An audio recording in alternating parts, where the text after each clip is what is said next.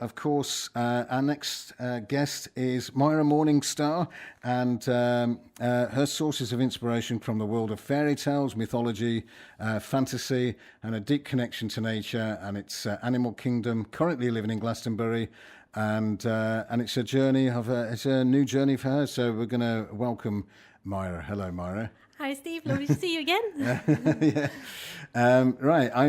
We're going to play.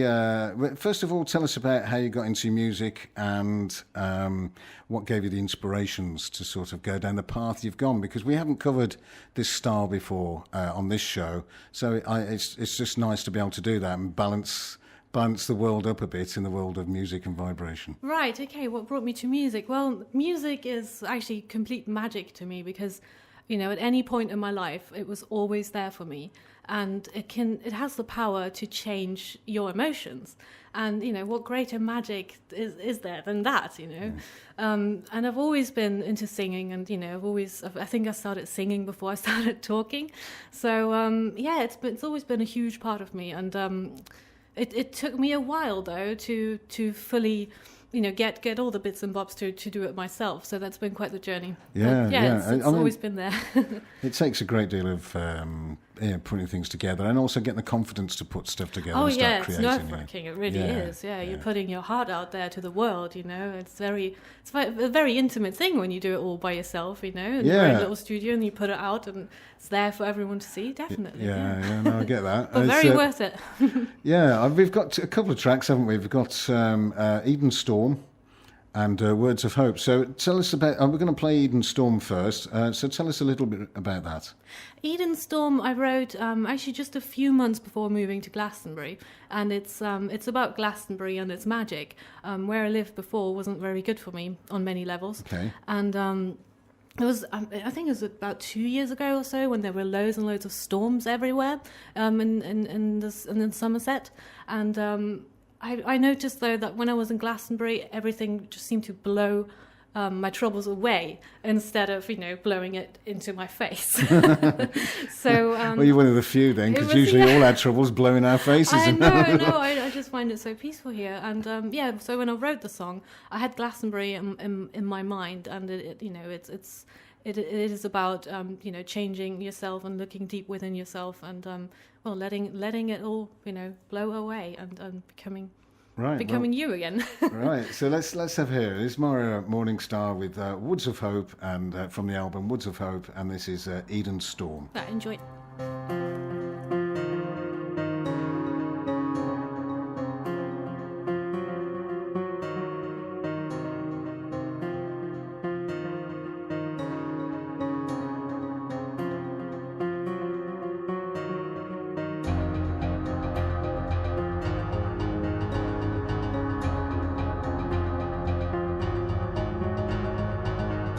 Do you ever see the colors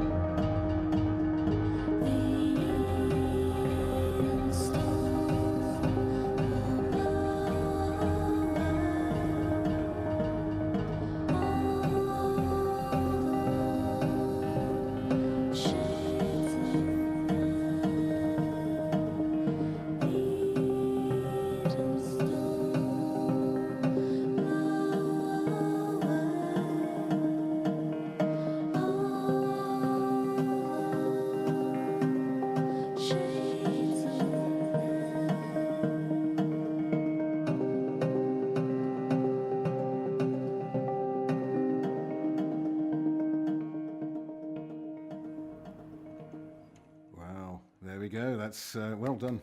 I'll give you a little clap there for that. That's Eden Storm from Woods of Hope. And it's very, like you say, it's ethereal and wispy, sort of floating, like you're coming out of, it's almost haunted, really, isn't it? Yeah, I guess, yeah. What sort of made you go, how does that come out of you? What made you go into the hauntiness of it all, of life? Yeah, I sort of, I see it, I get it, Yeah. but I just, how it comes out, how does that sort of creative process comes out? How does it come out? Well, what inspires that? My background was rock music, so that was very, very different to what I do now. Yeah. And I've always loved layered music and ethereal sounds. Maybe because I've got so much air in my star sign, so I don't know. Okay. That's what I've been told anyway.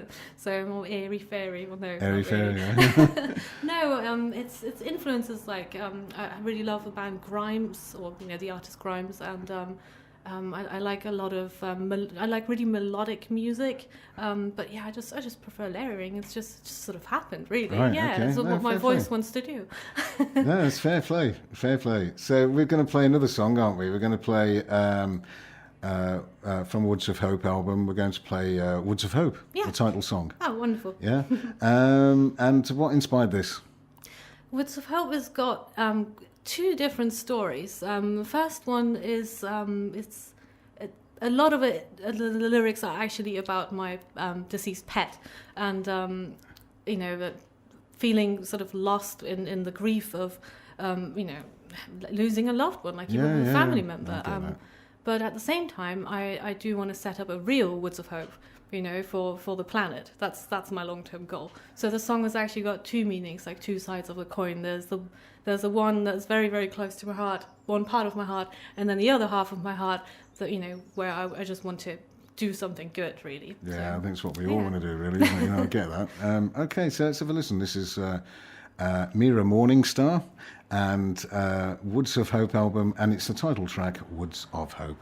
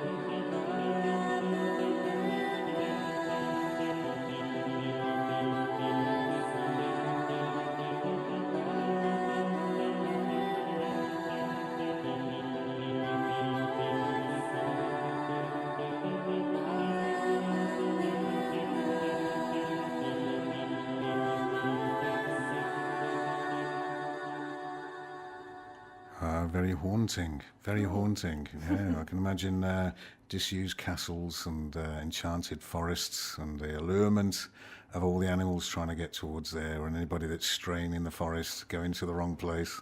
But you've explained what it's about, and you can hear the sort of haunting grief, really, in that.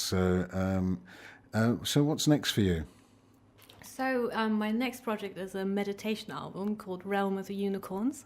Okay. And a lot of things have inspired that, actually. And yeah, I've got a pre-order set up for that on my website. Okay, so your website is mirrormorningstar.com or something? .com, yeah. So mirrormorningstar.com. If you want to download any music from there, please go on and have a look. And if you want to have your headphones on and go off into a dreamscape somewhere, that's the place to go. Yeah. And what else are you? So you got all this, and you've got a new song, haven't you? Is it The Waking World? Or The Waking World, yes. Yeah. That was inspired by everything that's going on in the world actually at the moment, with the whole Donald Trump thing and Brexit. I mean, I'm not usually that political, but sometimes, an artist just got to say enough is enough. And you just have to put something out there that hopefully inspires a little bit of unity somewhere, Yeah. No, and so that's what The Waking World is about. That's actually my latest song. Oh, fair play. Which will be released properly, not just on Bandcamp at some point, probably with my next EP.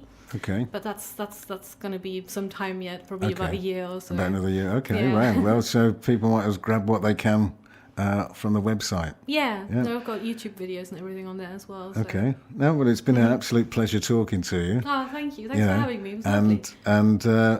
And it's it brings another dimension to Glastonbury, because we don't hear very often this sort of ethereal, sort of wispy, dreamy soundscapes. We don't get that, and that really adds another colour into the dimension of the swirling energies of Glastonbury. Yeah. So thank you very much for that. Oh, thank you. I'm surprised there's not much more, Yeah, music you'd out think here. so, wouldn't you? You would think so. Yeah, especially from here. Yes, You'd that's what expect I mean. that, but it doesn't happen. Well, that's okay. That's okay. So I'm going to say a big thank you for coming in. And hopefully we'll hear a lot more from you as well, in the future. And good luck with your next album. Oh, and thank you. And when it's all done, perhaps come in and we can have a little listen. Oh, I'd love to. Yeah? Definitely. Yeah. Thanks for having me again. Oh, you're welcome. You're welcome. So a big thank you.